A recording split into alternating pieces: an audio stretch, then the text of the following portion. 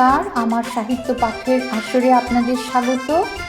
আজ একটি ছোট মজার গল্প পাঠ করে শোনাচ্ছি। গল্পের নাম বিশ্বকর্মার গোঁফ, লেখিকা নন্দিতা ভট্টাচার্য। কি নাম বললেন মশাই? আজ্ঞে বিশ্বকর্মা দাস।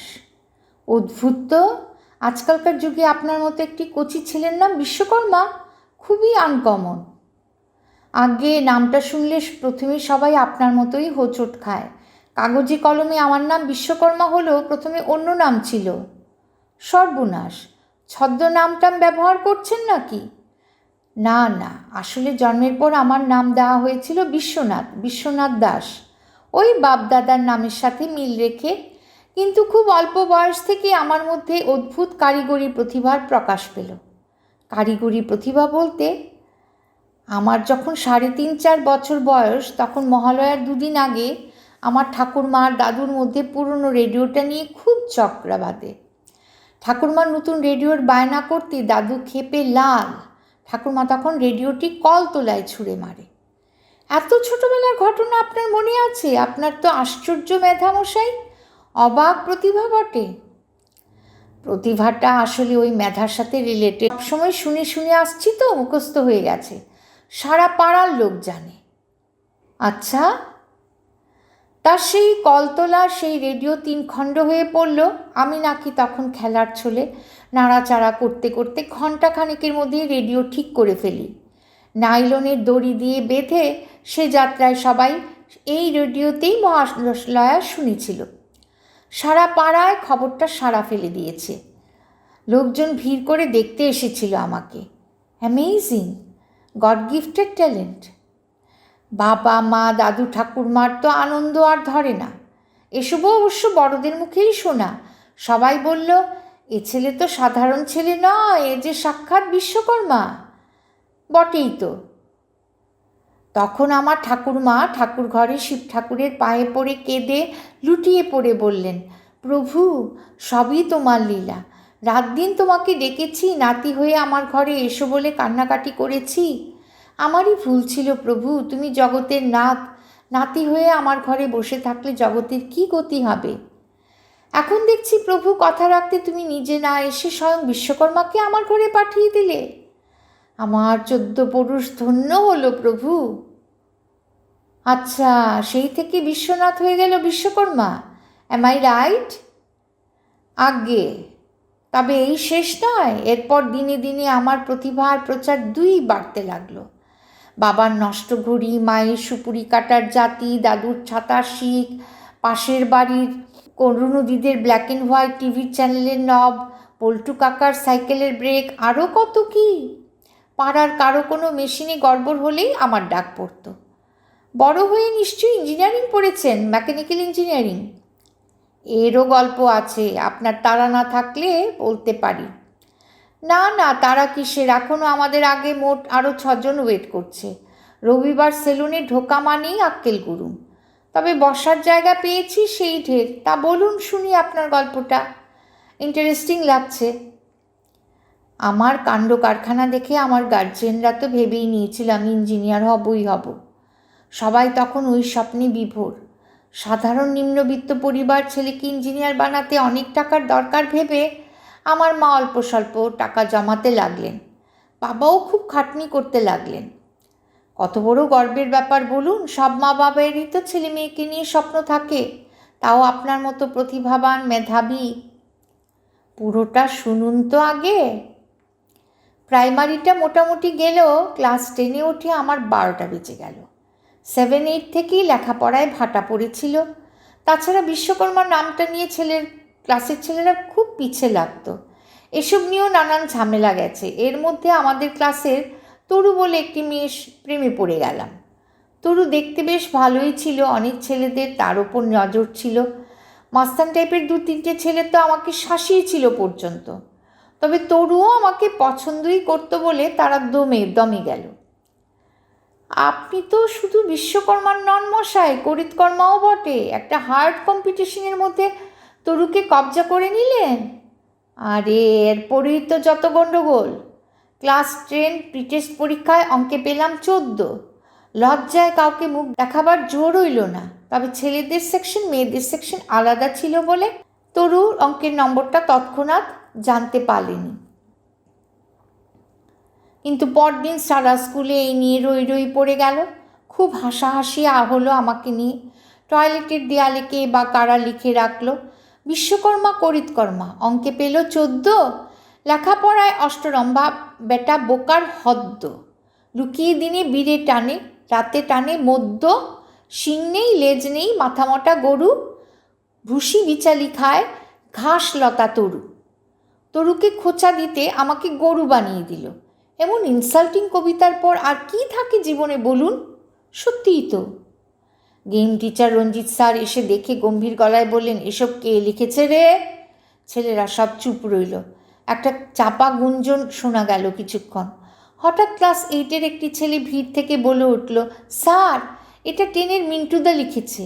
আমি নিজেও মনে মনে আন্দাজ করেছিলাম এটা মিন্টুরই কাজ, আমার প্রধান প্রতিদ্বন্দ্বী, আর শত্রু তো সেই। মিন্টুর চেলা চামুন্ডেরা প্রতিবাদ করে উঠল। স্যার কান দিলেন না। স্যার বললেন, ডাক তো মিন্টুকে।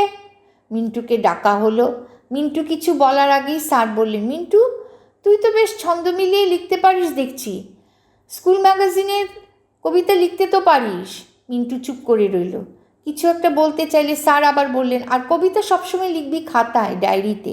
টয়লেটের ওয়ালে কবিতা বড্ড দৃষ্টিকটু, তবে বিড়ি মদ্য এসব স্ল্যাং শব্দ কেন? এসব একদম চলবে না। নেশামুক্ত দেশে কবিতাও হবে নেশামুক্ত। স্যার আমার দিকে চোখ পাকিয়ে বললেন, বিশ্ব তুই তো সত্যিই বিড়িটিরি ধরেছিস নাকি?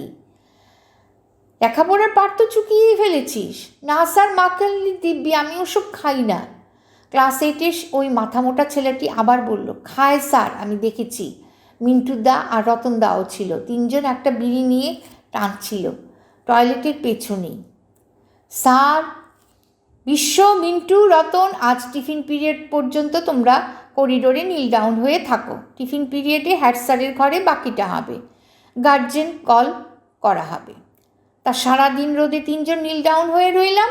মেয়েদের সেকশন থেকে সোজা দেখা যাচ্ছিল। লজ্জায় মরি মরি। সেই থেকে তরু আর কোনো দিন আমার সাথে কথা বলেনি। Very sad. আরে স্যাডের এখনও কি শুনলেন? আরও আছে। তরু এখন কোথায়?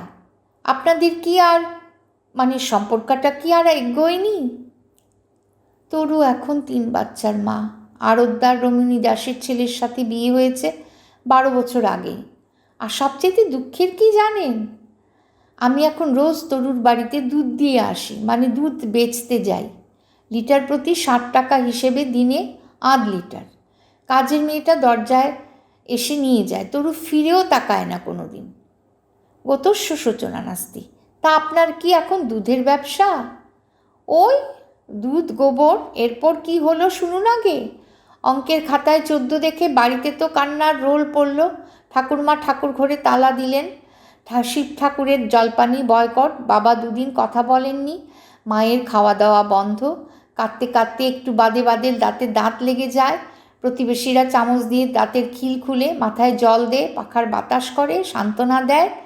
কিছুদিন বাদে পরিস্থিতি কিছুটা চেঞ্জ হলো।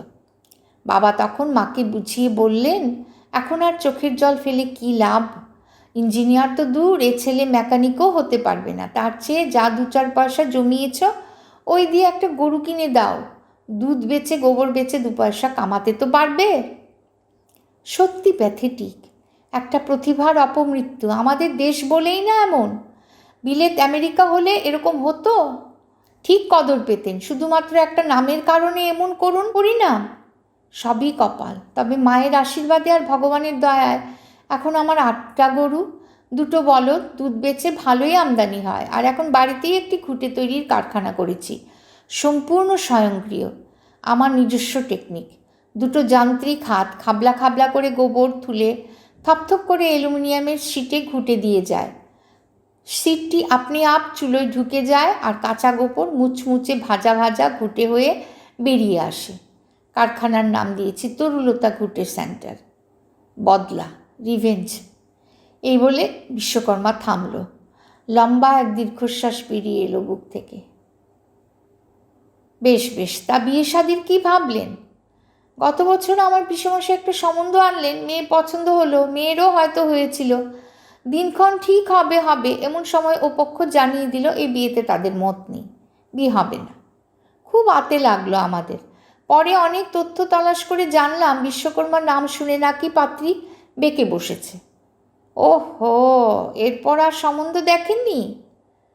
না, একটা সম্বন্ধ এসেছে, কাল দেখতে যাব। তা বন্ধুরা বলল বিশ্বকর্মার নামটা তো আর বদলানোর উপায় নেই, তবে তোর ওই বিশ্বকর্মা মার্কা গোফটা এবার কামিয়ে যা।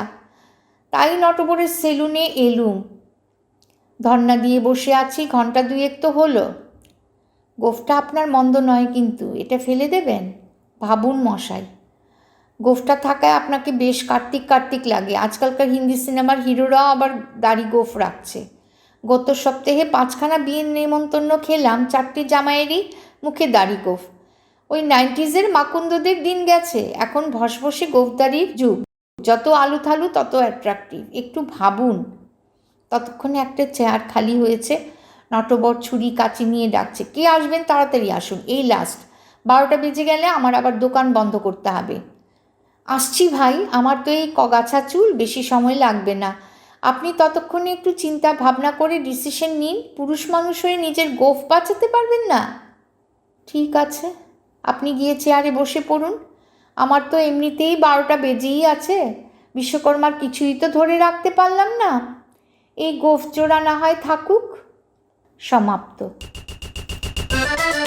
আশা করি আপনাদের এই গল্পটি ভালো লেগেছে। আমার চ্যানেলটি সাবস্ক্রাইব করে পাশে থাকুন। আসছি আবারও নতুন গল্প নিয়ে, নিত্য নতুন মজা মজার গল্প, অনেক আবেগের গল্পও থাকবে, বড় গল্প নিয়েও আসছি।